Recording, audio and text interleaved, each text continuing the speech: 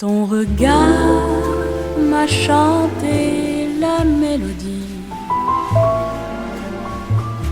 Aujourd'hui, je reçois la chanteuse de jazz et dessinatrice et auteure d'un conte musical, Cécile McLaurin-Salvant, qui offrira un spectacle le 29 juin à la salle Winspear dans le cadre du Festival de jazz d'Edmonton. Bonjour. Bonjour. Alors, j'ai regardé un peu partout vos biographies, vous êtes partout sur les internets et j'ai trouvé, on va parler un petit peu de vos origines finalement, qui sont multiples. Alors, votre père est originaire d'Haïti, votre mère de la Guadeloupe et vous êtes né en Tunisie. J'ai bien lu? Non. Mon père est haïtien. Ah oui. Ma mère est française. Ah, OK.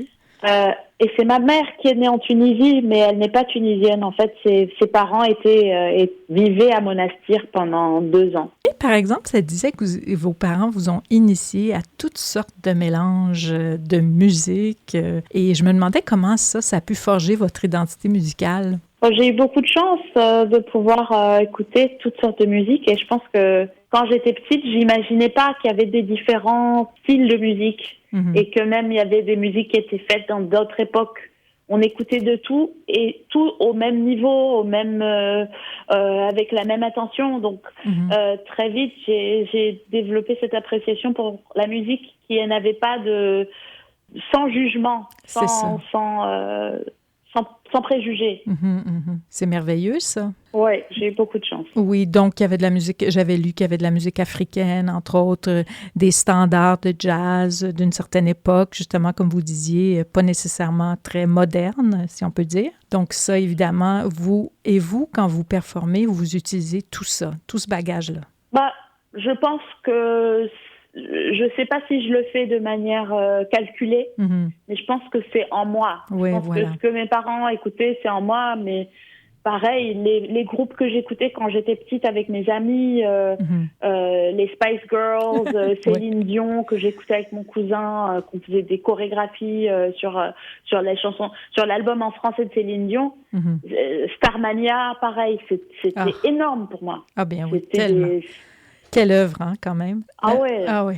Puis j'ai lu que vous aviez étudié le chant lyrique aussi, mais qu'un certain professeur vous avait fait bifurquer de cette trajectoire. Comment ça s'est passé, ça? C'est une belle histoire. Peut-être que c'est pas vrai aussi. Si, c'est vrai. D'accord. J'ai voulu aller au Conservatoire d'Aix-en-Provence pour faire du chant lyrique. Et il y avait une classe de jazz et j'étais avec ma mère et elle m'a suggéré d'aller voir la classe de jazz puisque je connaissais 1 ou 2 chansons de jazz. Et j'ai chanté pour lui et il m'a vivement encouragée de faire le concours d'entrée pour la classe de jazz. Et donc j'ai fait les trois styles de chant en même temps. Je faisais du chant lyrique, je faisais du chant baroque et je faisais du jazz au conservatoire en même temps. Et j'adorais. C'est merveilleux. Vraiment super. Vous pouvez vous promener d'un genre, si je peux dire, à l'autre. Et prendre certaines choses et les appliquer dans d'autres contextes. C'était incroyable. En cours de jazz, on apprenait plus l'improvisation qu'autre part. Oui. Et la musique baroque, c'est une musique très improvisée. Et cette improvisation a été perdue. Donc, il y a beaucoup de chanteurs et de musiciens baroques qui préparent leurs improvisations.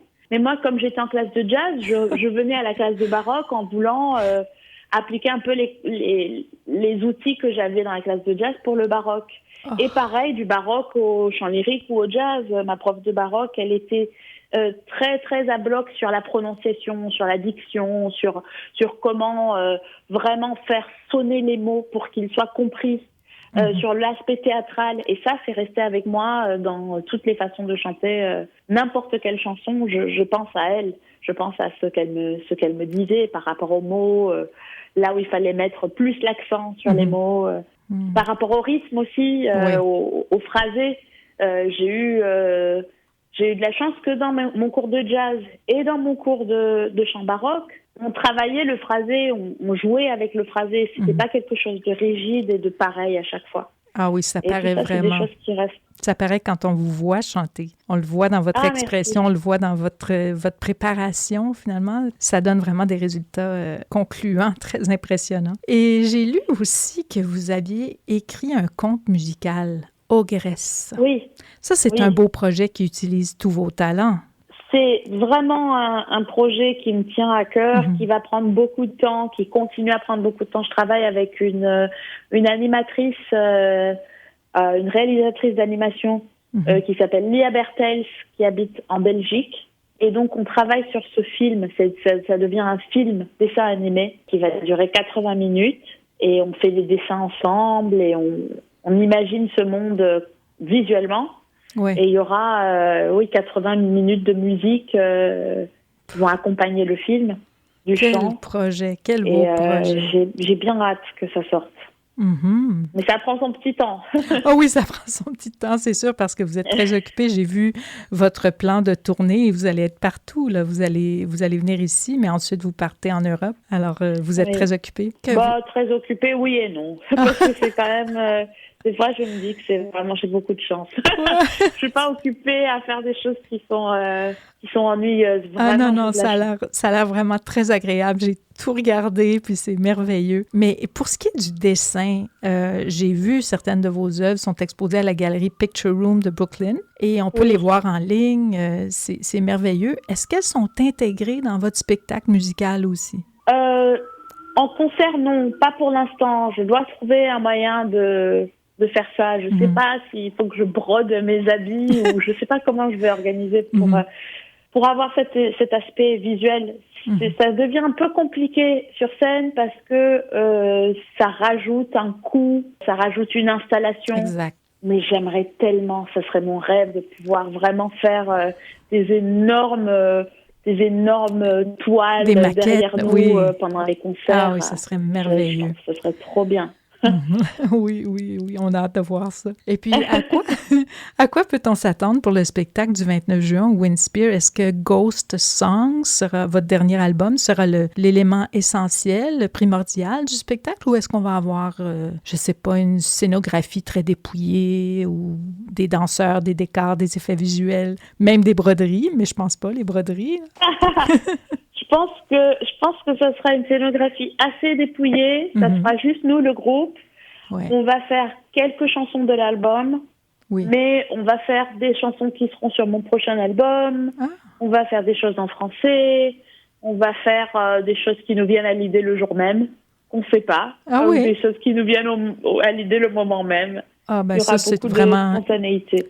C'est une bonne idée, ça, parce que vous allez être inspiré par vos voyages, puis comment vous vous sentez ce jour-là, finalement. Exactement. Mais Ghost Song, j'avais lu que chaque chanson avait comme une histoire un peu rattachée. Est-ce que vous pouvez un peu nous parler de ce dernier album qui me semble vraiment très intéressant sur le plan narratif? J'ai voulu, par exemple, juste au niveau de l'ordre des chansons, j'ai voulu créer comme un espèce de miroir, comme un effet miroir, où la première chanson et la dernière chanson sont des miroirs. Et quand on monte comme ça jusqu'au centre, ça crée cette espèce d'effet-là, soit par les thèmes, soit par les mots, soit par les styles, soit par les groupes qui jouent les instruments.